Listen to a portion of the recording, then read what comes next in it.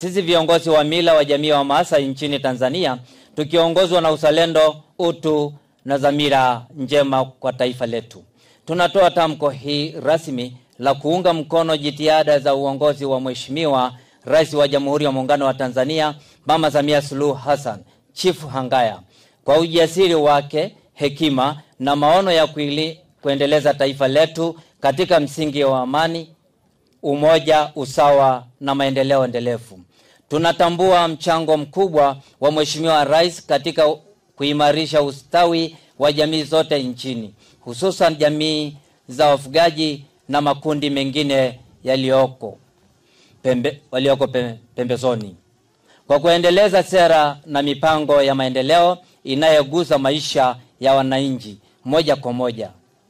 Tunatoa wito wa jamii yote ya wafugaji wa Kimaasai na wananchi wote kwa ujumla kujitokeza kwa wingi tarehe 29 Oktoba 2025 kushiriki kikamilifu katika uchaguzi mkuu wa taifa letu kwa amani, utulivu na umoja, na kupiga kura kwa Mheshimiwa Rais wetu Mama Samia Suluhu Chifu Hangaya. Tuwe nguzo wa amani, nuru ya matumaini na urithi wa dhamani kwa taifa letu.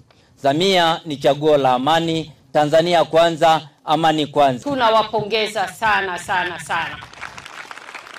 Ninafahamu tamko hilo mmelitoa nyie wenyewe, mkiwa mmeona na mkiwa mashuhuda wazuri wa kazi kubwa nzuri alizofanya Dr. Samia Suluhu Hassan.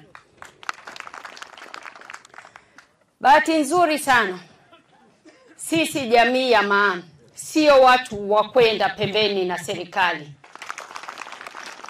Na moja ya vitu muhimu sana ambavyo binadamu yoyote anapenda ni kuthaminiwa, kuheshimiwa na kutambulika kazi kubwa nzuri anayoifanya. Hatuungi mkono kama mara mbili. Sisi kama wazazi, lakini zaidi sisi kama wanawake. Manake katika maandamano siku zote kutakuwa na shida nyingi za kifamilia ambayo yakipatikana, mimi kama mama ndio nitakayeumia zaidi. Atapatikana mlemavu ambaye nitakuwa namuuguza ndani.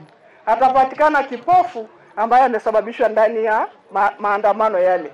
Kwa hiyo tunalaani na tunamuomba Mungu maandamano yasitokee kabisa.